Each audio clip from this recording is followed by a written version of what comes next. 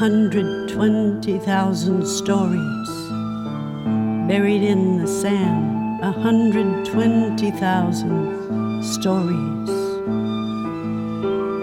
120,000 stories buried in my skin. 120,000 stories. They called it camp, but it wasn't summer. Wind and sand blew away our lives. I was 2 years old, a yellow barrel, a potential spy. At Santa Anita racetrack, where the rich once watched their horses run, we slept in a horse stall. The soldier watched us with his gun. Oh, Kuroja. Whoa, Kuroja. Oh, Kuroja. Whoa, Kuroja.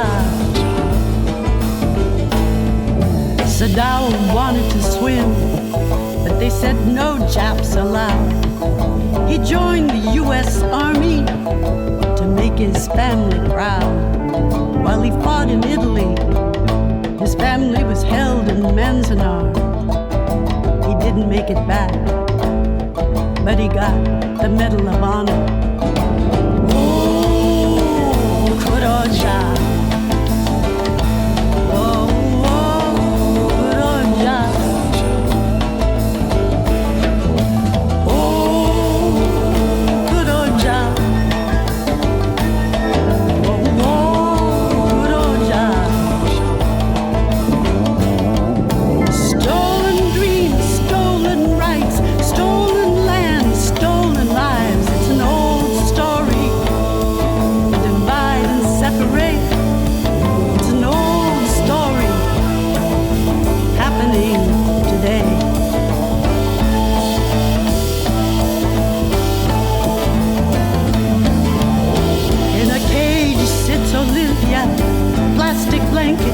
Stone. 2,000 miles her mother took her from the violence of her home. A hostage now, 300 children scared and alone, asking, ¿Dónde está mi mamá? ¿Dónde está mi mamá? Oh, Kuroja. Oh, Kuroja. Is this detention or is it prison? The crime, a better life for his children. 15 years Pedro worked and sacrificed, swept away in an instant by ice. Who decides who's welcome here? Who decides who goes, who stays? In this land that once was his home, in a prison he prays. In a prison he prays.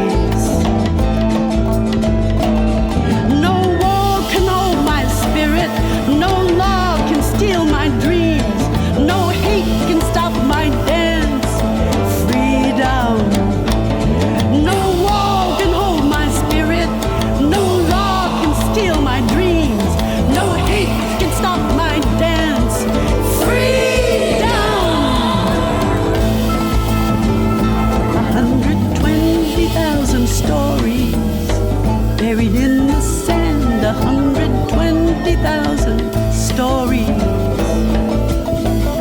120,000 stories buried in my skin. 120,000 stories.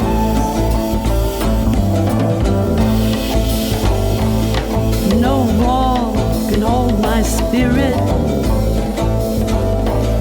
No law can steal my dreams. No hate can stop my dance. Freedom. Freedom.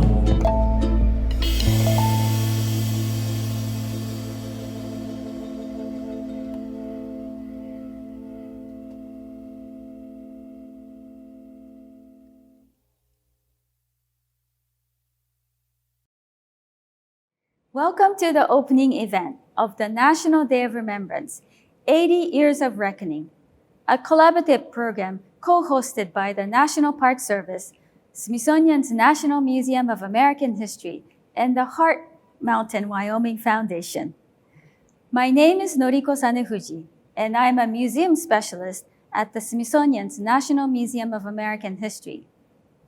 In this virtual space, wherever you are watching from, we gratefully acknowledge the Native peoples on those ancestral homelands we gather, as well as the diverse and vibrant Native communities who make their home here today. The museum has commemorated Day of Remembrance for the last 15 years, and this year, together with our collaborators, we decided to take this event virtual to create a truly inclusive program with over 30 community partners, and for audience all across the nation and beyond.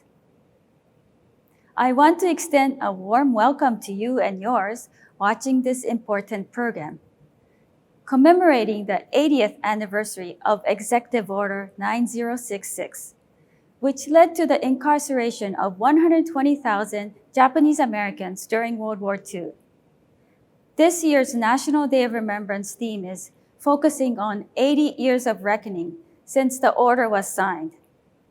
It was inspired by Secretary Lonnie Bunch's Smithsonian-wide 2020 initiative called Our Shared Future, Reckoning with Our Racial Past, that speaks to the responsibility of the Smithsonian and all museums to address social justice history. This virtual National Day of Remembrance is a 3-day program, and this weekend will feature 6 panel discussions.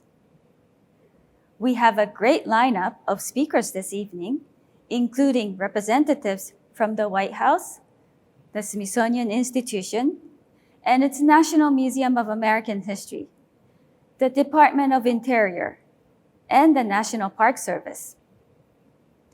I am excited to introduce you to Erika Moritsugu, Deputy Assistant to the President of the United States of America, and the Asian Americans, Native Hawaiians, and Pacific Islanders Senior Liaison. It's my great honor to bring you greetings from the White House today as you commemorate this 80th Day of Remembrance. As a proud Yonsei, a 4th-generation Japanese American, I have family members who fought on behalf of the United States in the World War II in the European and Pacific theaters, at the same time that I had other family who were transported from Hawaii to be incarcerated in a mainland camp. So from both a personal and professional perspective, I'm incredibly grateful for the opportunity afforded by this event to not only remember the bravery of those incarcerated and reflect on this aspect of our country's history, but also to look forward and explore what it means to learn from past mistakes and to build a better future for ourselves. Many thanks to Noriko Sanefuji, Hanako Wakutsuki, Dakota Russell, Julie Albo, and all of those at the Smithsonian, National Park Service, Heart Mountain Wyoming Foundation, and sponsor organizations who worked tirelessly to organize this event. Thanks to your hard work and dedication, we're able to come together and honor the over 100,000 individuals and families whose lives were upended by Executive Order 9066. And today, we have a president and a vice president who are committed to rectifying past wrongs in our country and to providing our community with the safety and opportunity we should expect and can now hope for. In that vein, I'm humbled to deliver a message from the President of the United States. The signing of Executive Order 9066 marked one of the most shameful moments in American history, targeting and imprisoning Japanese Americans solely because of their heritage. 80 years later, we continue to remember and reflect on this tragedy, a miscarriage of democracy that stripped Japanese Americans of their civil rights and led to their wrongful incarceration. Great nations must not ignore their most painful moments. In order to heal, we must remember. And by grappling with our history, we can build a stronger and more just future for all Americans. The United States has never fully lived up to our founding ideals of liberty and justice for all. We have never walked away from them. We continue striving to improve our democracy. That is why, on this day of remembrance, my administration reaffirms the federal government's formal apology for the suffering inflicted by these inhumane policies. The incarceration of Japanese Americans remains a stark and raw example of the tragic human consequences of systemic racism, xenophobia, and nativism. As we reflect on the bravery of so many Japanese Americans who endured and fought against Executive Order 9066, and those who wore our nation's uniform in World War II to fight the forces of fascism overseas while their families were incarcerated at home, we are reminded that our work to root out hate in all its forms is never over. That's why I was proud to reinstate the White House Initiative on Asian Americans, Native Hawaiians, and Pacific Islanders, which is tasked with advancing efforts to prevent, report, address, and track acts of hate, bias, and discrimination. Hate must have no safe harbor in the United States, and we all must continue to condemn it and fight against it together for Asian Americans and all Americans. It is my honor to be a part of the National Day of Remembrance events hosted by the Smithsonian National Museum of American History, the National Park Service, and Heart Mountain Wyoming Foundation. Today and every day, may we all remember our past, stand together against hate and discrimination, and recommit to our ongoing efforts to create a more perfect union. This is signed, Joe Biden.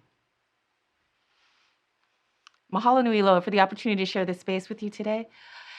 It is now my great honor to introduce someone who really doesn't need an introduction. She's a great leader, a proud Californian with deep Bay Area ties, the first woman, the first Black, the first Asian American to be elected to serve to be our Vice President of the United States, Kamala Harris.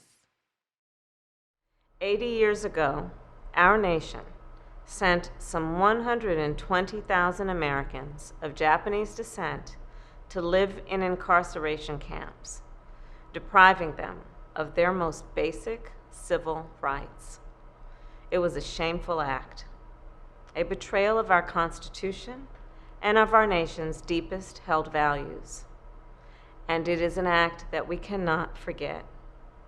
And that is why we are gathered today, to remember, to listen to the stories of lives upended, of families torn apart, and of futures taken away, to look without flinching at the human cost of racism and xenophobia, because it is only by understanding our past that we can build a better future. So thank you, Noriko Sanafuji, Curator of the National Museum of American History, Hanako Wakatsuki, Superintendent of the Honouliuli National Historic Site, and Dakota Russell, Executive Director of the Heart Mountain Wyoming Foundation, and to all of you for your commitment today and every day to helping us remember. Take care.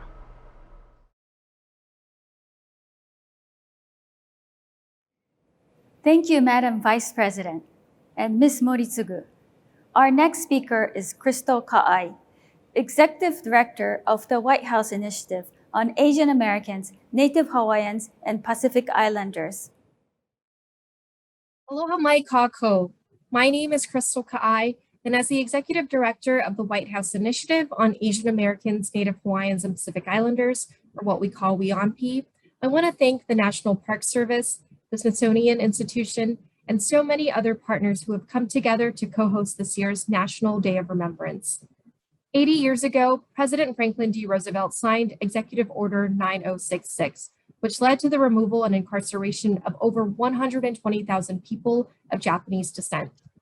They were forced to leave everything behind and denied basic civil liberties simply because of their ethnicity.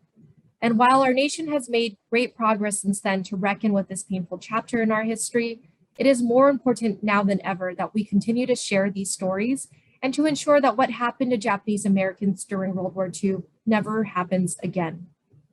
This is especially important as Asian American communities continue to face an alarming surge in anti-Asian hate and violence that has been exacerbated throughout the pandemic. Thankfully, we have a president and a vice president who have been swift to respond to these acts of hate, including through the signing of Executive Order 14031, which created the White House Initiative on Asian Americans, Native Hawaiians, and Pacific Islanders. Our initiative is committed to advancing equity, justice, and opportunity for the Asian American, Native Hawaiian, and Pacific Islander community, and we are truly honored to be a part of today's event. So thank you again for joining us as we commemorate the 80th anniversary and work to build a brighter and more inclusive future for generations to come. Thank you, Ms. Kaai, and all our speakers from the Biden administration. Our next speaker is His Excellency Koji Tomita, Ambassador Extraordinary and Plenipotentiary of Japan to the United States of America. Well, thank you for inviting me to be part of this day of remembrance, marking the 80th anniversary of Executive Order 9066. Executive Order 9066 sounds so bureaucratic, so governmental, so normal. But behind the blandness is pain. Behind the plainness is grave injustice. Why do we mark the anniversary of something that caused so much anguish? We do so to remember those who suffered as a result of it. We remember so that we will not forget the lessons we learned from those dark times. The significance of this American national experience is not confined to Americans only or to Japanese Americans only. It matters to all of us around the world who believe in liberty and justice for our citizens.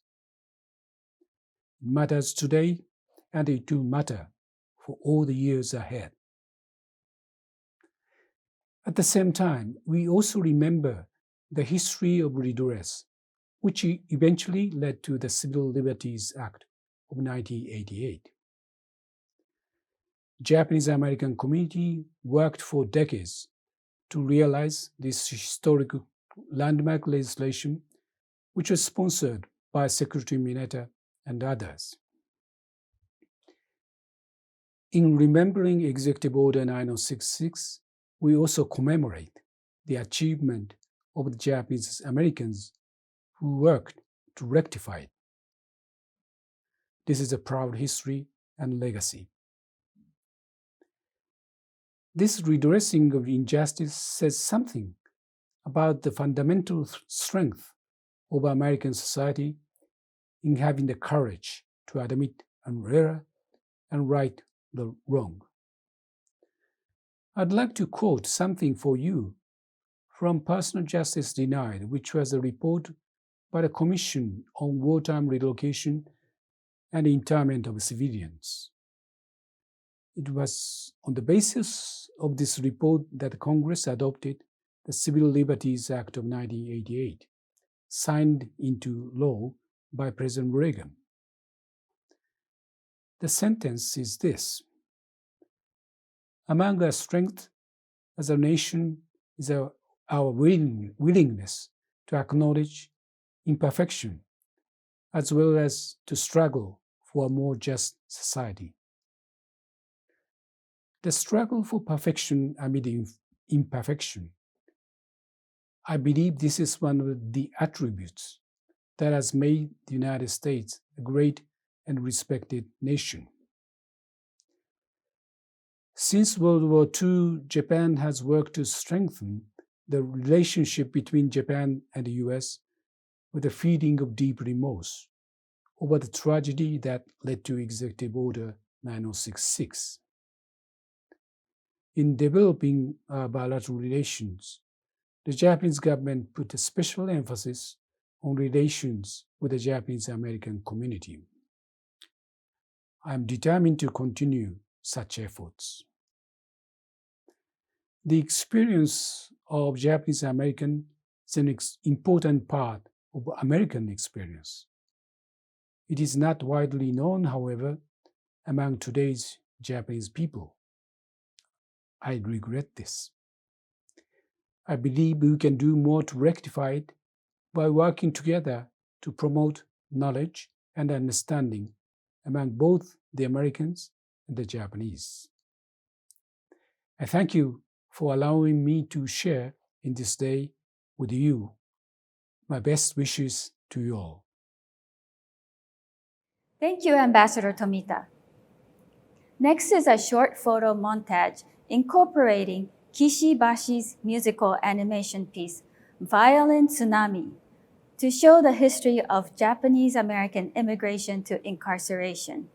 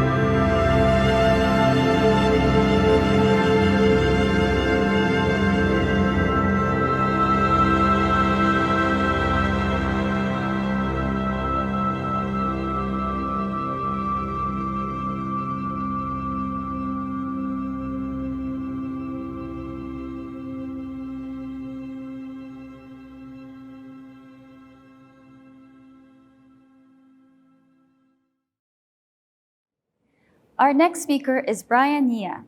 He's the content director of Densho, a nonprofit organization whose mission is to preserve and share history of the World War II incarceration of Japanese Americans to promote equity and justice today. He is also the editor of the Densho Encyclopedia, an online reference on the Japanese American World War II incarceration. He will give us a short history on Executive Order 9066, Day of Remembrances and Redress.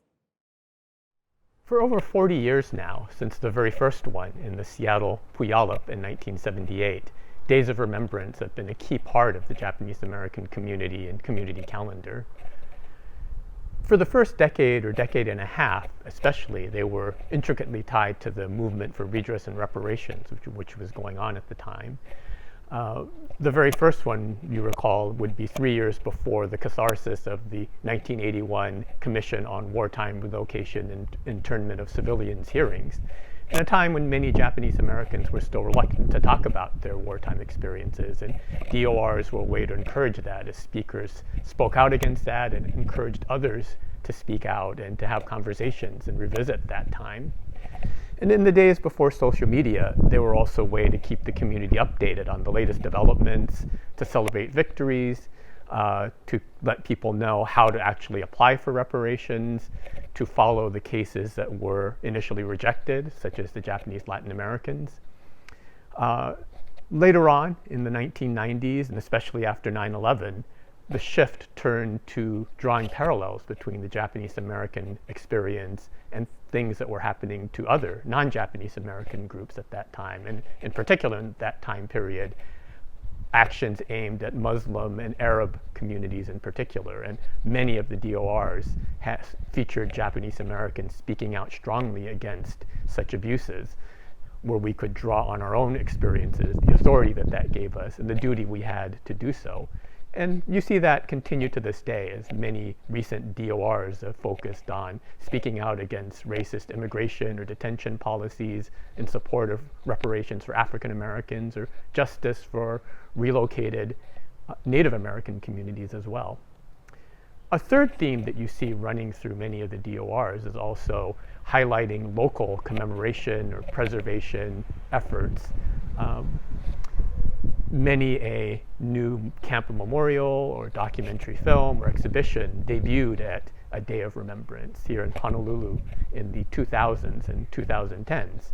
Many a DOR focused on the effort to have the Honouliuli site acquired, recognized, preserved, and today it is now a unit of the National Park Service. With the passing of the Nisei generation, one might have expected that DORs and camp pilgrimages would have started to fade in popularity, but instead we have seen them both really grow. While maybe DORs aren't as large as they were, there are certainly many more now than there were back then, as many new communities have started to put them on, including many college campuses, which has been a real interesting development. We know that Days of Remembrance are going to be with us for a long time, and it will be fascinating to see how they continue to evolve in the years and decades to come. Thank you, Mr. Nia, for that great synopsis. The next speaker is the Elizabeth Macmillan Director and Tia Hartig, PhD, at the National Museum of American History. Good evening or good day from wherever you are. And thank you, Noriko, for the lovely introduction and for all that you do. I am deeply honored to be here representing the National Museum of American History.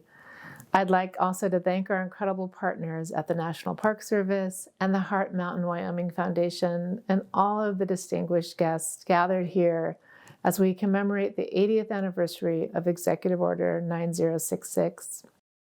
I count myself so fortunate to have been able to work alongside my AAPI colleagues for the last 30 plus years to understand, explore, reveal, honor the very complicated legacies surrounding this moment. It has been one of the humbling experiences of my public history career to work in these fields, from the Harada House in Riverside, California, to the Minidoka Camp in rural South Central Idaho, and now here at the nation's flagship History Museum. I extend my gratitude to each of you individually and collectively, and want to recognize our Nikkei sisters and brothers who have come before us, our ancestors who guide us, as well as those who walk alongside us today and those who carry this work forward. Our theme for this 80-year mark of Executive Order 9066 is reckoning, as we continue to confront the racist violence perpetrated and experienced by people in a time that seems both far away and yet extremely present and dangerous. For we remain tonight at the center of intersecting crises: viral, racial, economic, climate, and political. We've all experienced both the individual and collective grief, loss, and fear, but these multiple pandemics have been disproportionately affecting people of color. And that's why conversations like these are incredibly important. At your National Museum of American History, our mission is to empower people to create a more just and compassionate future by exploring, preserving, and sharing the complexity of our past. We see public history as an educational and civic tool of social justice. Learning history helps people understand that today's world is not inevitable, but the result of a myriad of choices and actions made by individuals and communities across time. We want to help connect people, connect the dots between yesterday and today, so that they can help move this divided country forward. 35 years ago, we opened the groundbreaking exhibition, A More Perfect Union: Japanese Americans and the United States Constitution. This exhibition featured the Japanese American immigration story up to incarceration and emphasized the misinformation and racism that allowed this great injustice to happen. We remain committed to sharing this crucial American story with generation after generation of Smithsonian audiences. I wish to thank the financial donors who made this program possible as well. They include the Japanese American Memorial Foundation, the Japanese American Citizens League, both the national and DC chapters, and the Asian American Foundation. I would also like to acknowledge the many dedicated supporters of our museum's Japanese American History Endowment that benefits and sustains our work here at the museum. We can commit and do this important work at the Smithsonian thanks in large part to the leadership and advocacy of an incredible visionary man, a scholar, a friend I'm pleased to introduce now. So please warmly welcome Lonnie G. Bunch III, the 14th Secretary of the Smithsonian, a friend, a fellow traveler, a mentor, and an inspiration to us all. As we gather today for this solemn occasion, we undertake an important but difficult task: to acknowledge and reckon with a moment of national shame. It's the kind of painful history we struggle to deal with as a country.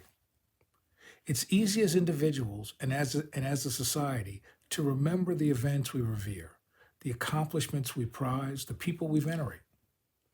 But it's also tempting for a nation to forget instances of cruelty and inhumanity that are at odds with our stated values and ideals. Executive Order 9066 is such a moment in our history. When Franklin Roosevelt signed the order that sent nearly 120,000 Japanese Americans to detention camps, it was a capitulation to fear and prejudice. These men, women, and children, 2/3 of them U.S. citizens, were denied their liberty simply because of their heritage. During my time as a curator in California, I worked closely with the Japanese American National Museum as it collected oral histories of people interned in the camps. I will never forget the pain and the anger some 40 years later that many people expressed, and especially the pain. Unfortunately, many groups are traditionally marginalized, and they are the ones most endangered during moments when a nation is threatened by conflict or hardship. History must be a guide that allows us to collectively confront mistakes like these so we can prevent them from happening again. And cultural institutions like the Smithsonian must speak the unvarnished truth about these events, examining them with rigorous scholarship and using them to help us all learn, to help us all change, to help us all be made better. The National Museum of American History did that with its exhibition about this chapter of history called Righting a Wrong, Japanese Americans in World War II. It used the original Executive Order 9066 to document from the National Archives and the personal objects of incarcerated families to illuminate the tragic impact this decision had on so many. The Smithsonian has worked to contextualize many of the difficult moments of history, from the National Museum of the American Indians' exploration of the Indian Removal Act of 1830 in its Important Americans exhibition, to the National Museum of African American Histories and Culture's poignant examination of how the transatlantic slave trade shaped our country from the very beginning. It is also why we recently created an exciting project called Our Shared Future, Reckoning with Our Racial Past. This effort coordinates activities throughout the Smithsonian Museums to explicitly help the country deal with its tortured racial past and the racial divide. As Americans, we are unified under the Constitution, working to perfect our union, to establish justice and secure the blessings of liberty. As a people, we are stronger when we acknowledge our shared humanity. If we are to truly heal and embrace our common cause, we must be willing to look into our past with clear eyes and to resolve to do better. I commend all the participants in this event for looking to our past to help ensure a better shared future. Thank you. Thank you, Secretary Bunch and Director Hartig. Our next speaker is the Honorable Norman Y. Mineta, former Secretary of the Commerce under the Clinton administration and former Secretary of Transportation under the George W. Bush administration. He is currently Chair of the Board of Trustees at the Japanese American National Museum. He serves as an advisory council member of the Heart Mountain, Wyoming Foundation, and he was incarcerated as a child at Heart Mountain. I want to thank everyone who's been involved in the production of this program, and I especially want to thank the President of the United States, President Biden, for his special message to not only the Asian Pacific American community and the Native Hawaiian population, but to all Americans. Also, thank you to Vice President Kamala Harris. We are also thankful to Smithsonian Secretary Lonnie Bunch, who has always been closely related to this whole issue of historical reckoning. In 1987, he was the director of the African American Museum in California. That year, instrumental in creating the landmark Japanese American National Museum in Los Angeles with then director Irene Hirano Inoue. At the time, it was just a dream, and today it is a leader in the field, a world-class museum where practitioners and community members work together to educate and advocate to transform lives, create a more just America, and ultimately a better world. Today, on the eve of the 80th anniversary of the signing of Executive Order 9066, I think back to that time in our neighborhood. These large placards started being posted on utility poles and on the sides of buildings, and it said, "Attention, all those of Japanese ancestry, alien and non-alien." I was a 10-year-old kid, and I saw this. And so I said to my older brother, "What's a non-alien?" He said, "That's you." I said, "I'm not a non-alien. I'm a citizen of the United States of America." And he said, "Well, they must be trying to work some psychological warfare on us." And so a non-alien means essentially the same thing, but it sounds bad to be rounding up citizens. So now I am 90 years old. And to this very day, since that day in 1942, when I first heard about me being considered a non-alien, I have cherished the word citizen because my own government, the government of the United States of America, would not refer to us as citizens. They refer to us as non-aliens. I don't know when the last time any of you got up on a chair or a soapbox, beat your chest, and said, I'm proud of being a non-alien of the United States of America. I don't think you have, and you will not, to this day, have done that.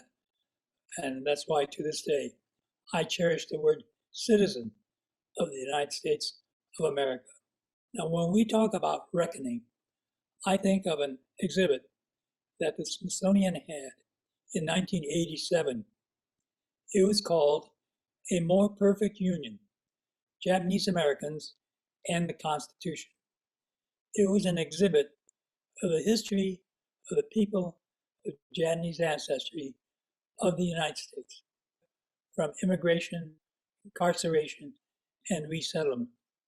It concluded with a congressional study that it was historical racial prejudice, wartime hysteria, and a failure of political leadership that led to the incarceration. It was also showed the valor of the men and women of Japanese ancestry who volunteered for military services, and with the 442nd Regimental Combat Team and the 100th Battalion from Hawaii, and those who served in the Military Intelligence Service. It has been said that this exhibit in Washington, D.C. contributed to the passage of H.R. 442, the Civil Liberties Act of 1988, which President Ronald Reagan signed into law. We have this long history of trying to reckon the whole issue of racial history in this country.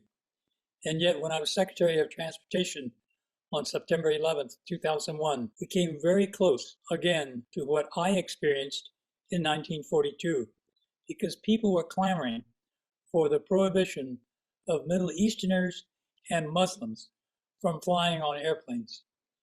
The morning of 9/11, I pulled 3 people out from ACS, Aviation Civil Security of the Federal Aviation Administration, and told them to put together a regulation that we could issue to prohibit racial profiling. Later that afternoon, I asked the team how they were doing, and they said the first thing on the list was no ethnic, racial, or religious profiling. And yet, on September 13th, there was a cabinet meeting with the leaders of the House of Representatives and the leaders of the Senate, both Democratic and Republican leaders. And during the course of that meeting, Congressman David Bonyer of Detroit said that, Mr. President, we have a very large population of Middle Easterners and Muslims in Michigan, and they're very concerned about all the rhetoric in the electronic press and print media about prohibiting them from flying. And President George W. Bush said, David, you are absolutely correct. We are equally concerned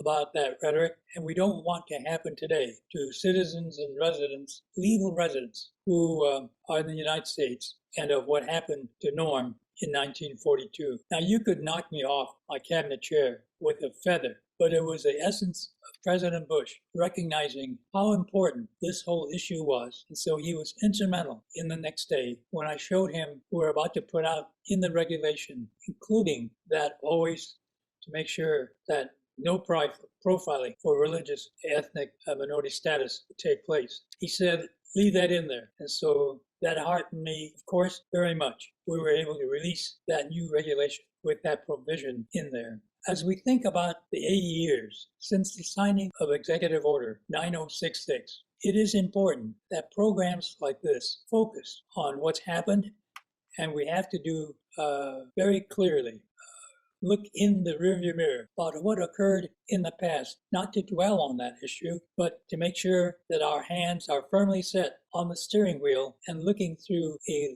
clear windshield to the future to make sure that something like this never ever happens again to anybody. So again, thank you very much again for everyone's participation in this program to make sure that everyone can have a voice in this great land of ours. Thank you, Secretary Mineta. The National Park Service plays an important role in telling America's story, and here's a powerful film for us to reflect upon. Who are we? We thought we were American. Born and raised. But did we belong? Or were we just a number?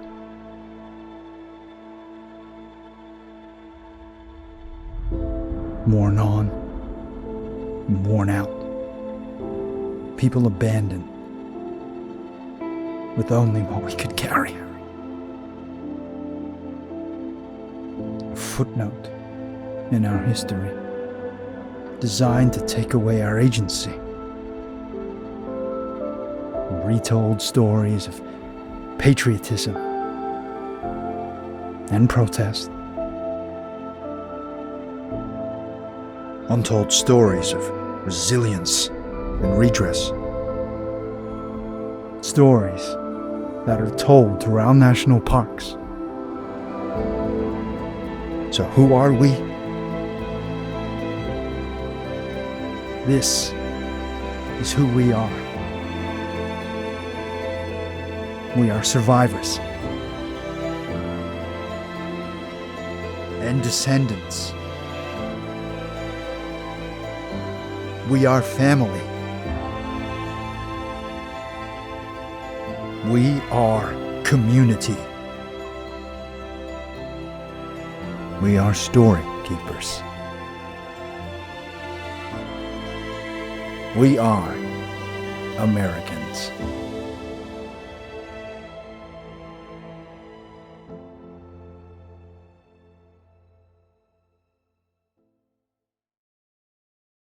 Our next speaker is the first Native American to lead the agency, Director of the National Park Service, Charles F. Sams. I'm honored to be leading the National Park Service to preserve and share our public lands and our nation's history. As a leader in interpretation and education, it is our duty to share the often complex and lesser-known stories about what happened at these significant sites. We are grateful to participate in this important remembrance event.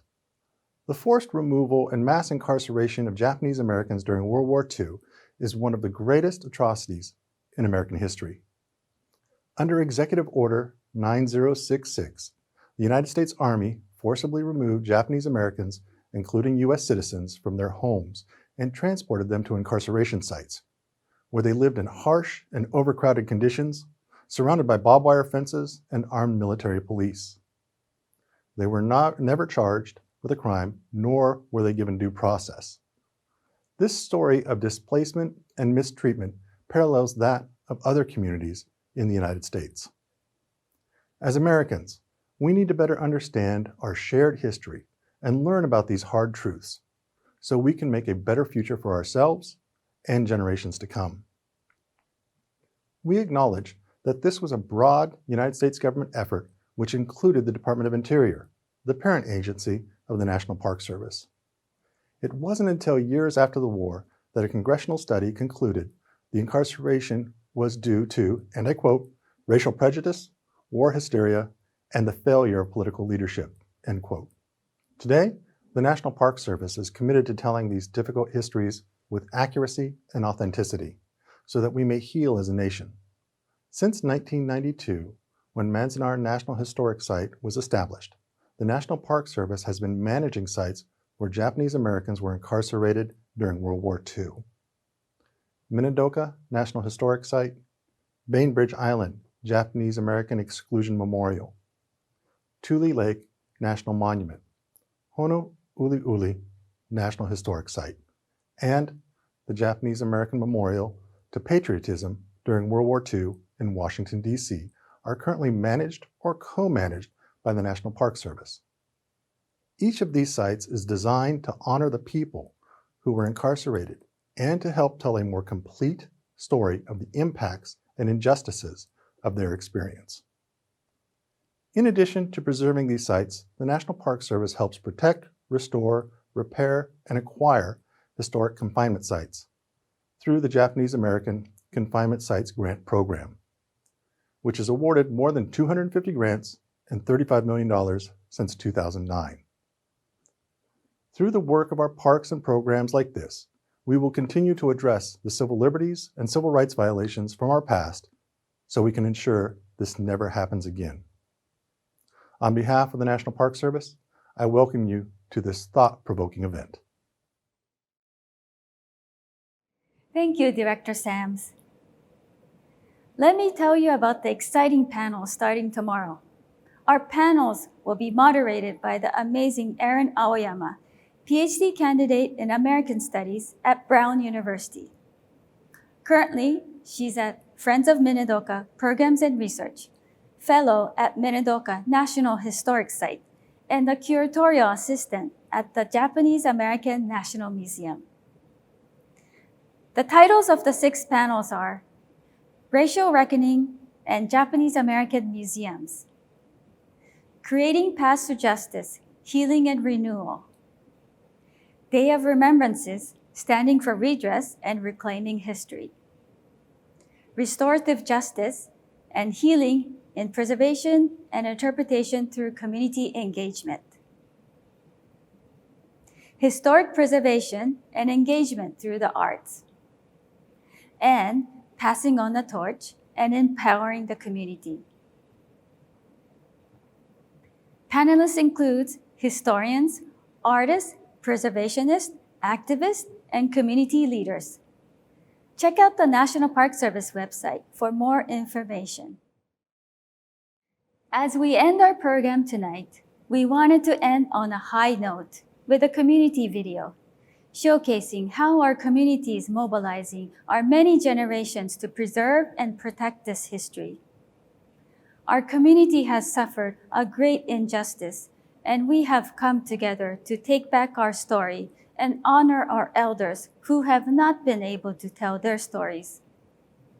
Their voices are being carried on and allow our nation to reflect upon our past actions. This event is commemorating the 80th anniversary of Executive Order 9066, and we are reckoning with our past.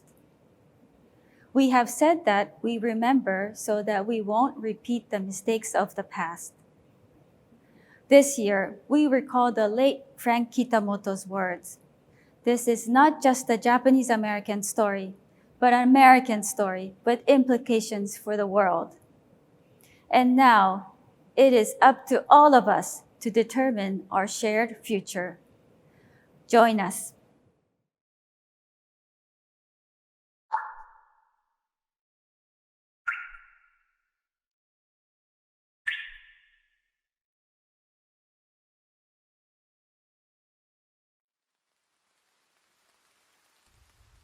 Okagesamade, I am who I am, thanks to you. For generations, Nikkei have answered the call to serve the Japanese American community. We serve in memory of our families, to honor their sacrifices, and to heal from the trauma of the unjust incarceration during World War II. We ask Japanese Americans who work to preserve this history a simple question. Who inspires you?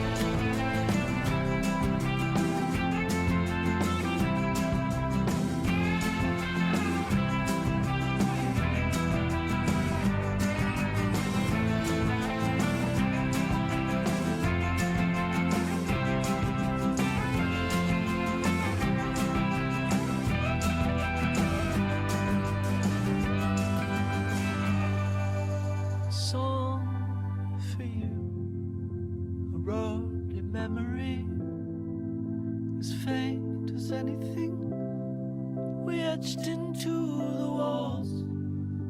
It's all for you, the pride of every light that shined upon your face like a memory erased. A song for you, a song for you, a song for you.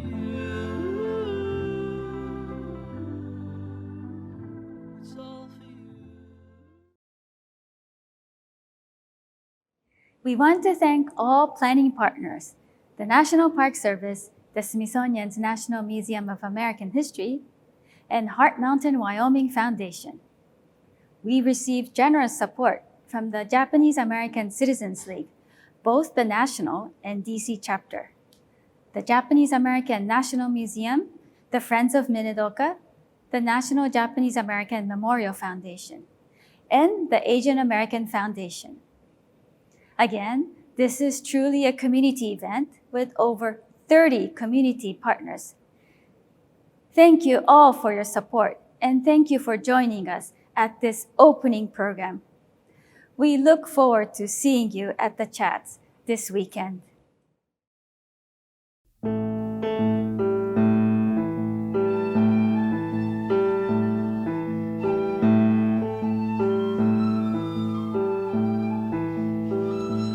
$120,000 stories buried in the sand. 120,000 stories. 120,000 stories buried in my skin. 120,000 stories. They called it camp, but it wasn't summer. Wind and sand blew away our lives. I was 2 years old, a yellow barrel, a potential spy. At Santa Anita racetrack, where the rich once watched their horses run, we slept in a horse stall. A soldier watched us with his gun. Oh, Kuroja.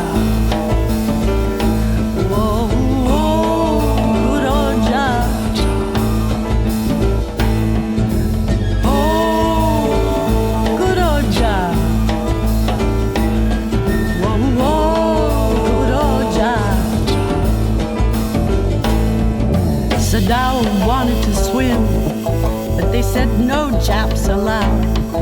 He joined the U.S. Army to make his family proud. While he fought in Italy, his family was held in Manzanar. He didn't make it back, but he got the Medal of Honor. Oh, Kuroja.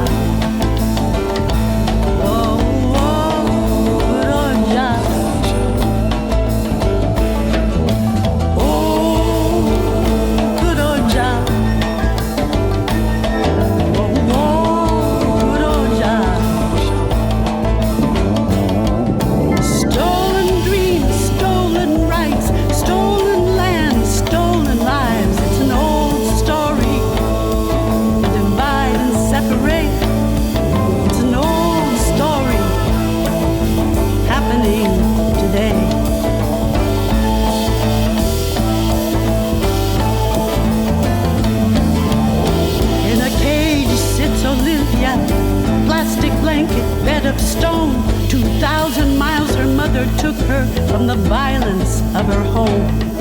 A hostage now, 300 children scared and alone, asking, ¿Dónde está mi mamá?